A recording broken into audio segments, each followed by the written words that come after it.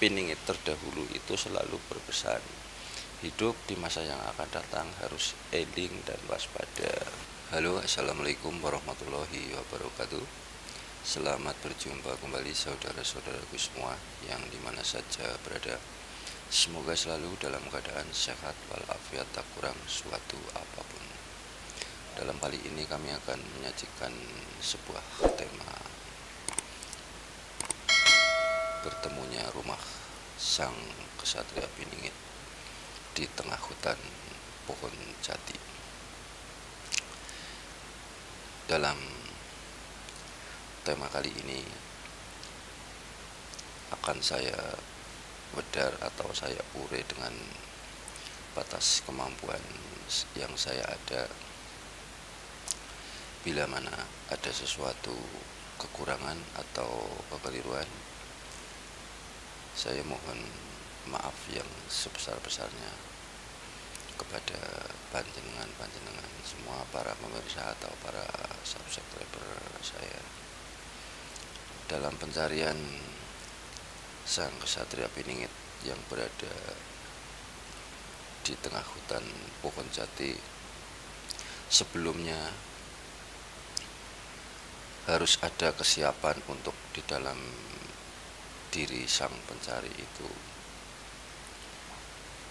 Harus carilah dulu dengan ilmu yang di batas kemampuannya untuk mencari kesatria Piningit yang ada di dalam diri pribadi agar mampu dan bisa bertemu dengan Satria Piningit yang sejati, yang rumahnya itu berada di tengah hutan pohon jati.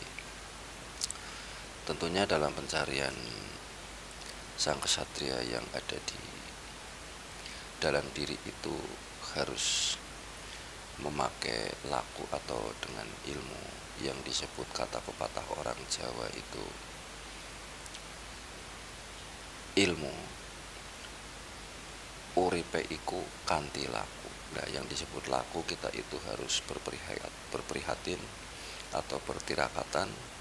Nah, dalam cara tirakatan itu dalam kemampuan masing-masing, tidak harus dengan versi-versi yang kita itu miliki atau orang lain yang miliki, tapi dengan berdasarkan dalam kemampuan dalam diri, batas kemampuan dalam keprihatinan atau ketirakatannya itu sejauh mana dan bagaimana caranya, itu nanti akan mampu bisa bertemu dengan sang kesatria Piningit yang berada di tengah hutan pohon jati. Nah, yang disebut ilmu itu adalah sebuah doa itu adalah sebuah ucapan. Nah, yang namanya ilmu, kalau kata dalam pepatah Jawa itu ilmu uripe saka sukmu. Jadi kalau kita ucapan, kalau kita doakan, doa itu akan hidup. Yang menghidupkan itu adalah sebuah sukma kita yang ada di dalam diri yang selalu itu menuntun langkah kita harus kemana, dan tajamkanlah rasa-rasa yang sejati, bukan rasa yang semu, agar mampu bertemu dengan sang kesatria yang selama ini kita itu ceritakan dan kita cari. Karena sang kesatria di dalam diri itu yang akan mampu menemukan dengan sang kesatria Piningit sejati, atau yang disebut sang kesatria Piningit yang ada di tengah hutan pohon jati. Itulah cara-cara mencari sang kesatria Piningit sejati. Jadi harus dihidupkan terlebih terdahulu kesatria yang ada di dalam diri kita. Karena setiap hidup manusia pada hakikatnya itu mempunyai kesatria yang selalu itu menuntun dalam kehidupan sehari-hari kepada diri kita semua agar hidup kita itu mendapatkan suatu pencerahan atau dapat jalan yang lurus. Itulah yang disebut sang kesatria Piningit. Namun dalam figur di zaman terdahulu itu memang betul ada bahwa sang kesatria Piningit yang di tengah hutan pohon jati rumahnya, yang itu letaknya itu berada di daerah Jawa Barat atau di Kanoman sekarang, yang sudah tidak asing lagi, yaitu yang disebut seorang Syekh. Beliau itu adalah Syekh Syarif Hidayatullah yang dijuluki sebagai Sunan Gunung Jati. Itu termasuk juga sang kesatria Piningit zaman terdahulu yang perlu diikuti dan perlu dikaji ilmu-ilmunya. Jadi karena sang kesatria Piningit itu selalu itu dan akan moksa atau akan kembali lagi kepada zatnya, namun akan lahir dan lahir kembali di setiap zaman atau di setiap masa.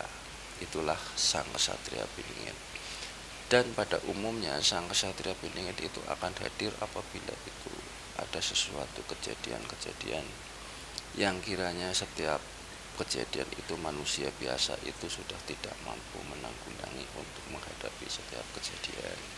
Makanya sang kesatria Piningit terdahulu itu selalu berpesan, hidup di masa yang akan datang harus eling dan waspada. Itu seperti itu. Kita itu jangan mudah untuk diadu domba, kita itu jangan mudah untuk dijadikan perang saudara. Seperti halnya suatu contoh, kita itu bersaing ilmu dan bersaing sebuah keahlian dan sebagainya. Itu sebetulnya kalau menurut dalam versi saya itu adalah kalau kita itu sedang diadu domba atau dijadikan perang saudara agar kita itu tidak punya kekuatan, mudah untuk dipecah belah oleh orang-orang yang ingin merusak dalam kehidupan tatanan di atas bumi Nusantara. Itu seperti itu. Jadi maka dari itu mari kita semua atau siapapun yang masih eling kepada leluhurnya, eling kepada para terdahulu, para nenek moyang kita, itu harus selalu teguh ceklan waton, eling lan waspodo, agar kita itu tidak mudah dipecah belah, tidak mudah dijadikan untuk perang saudara. Karena kalau kita itu sudah terjadi sebuah perang saudara, kita itu akan rapuh, akan mudah dihancurkan oleh pihak-pihak orang yang suka atau senang dalam hidup. Kalau melihat negeri ini itu hidupnya itu menuju suatu kedamaian atau suatu kebahagiaan untuk kaum kaula alitnya. Karena negeri Nusantara ini boleh dikatakan itu negeri yang disebut surganya dunia.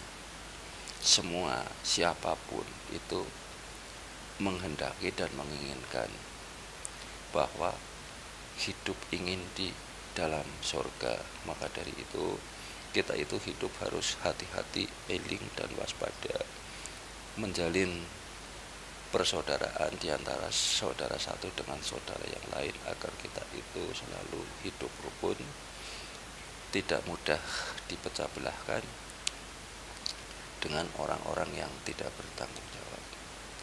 Nah, kiranya sampai di sini dulu dalam tema kali ini, bahasan yang saya sajikan. Barangkali ada sesuatu kekeliruan atau kekurangan, saya itu memohon maaf yang sebesar-besarnya.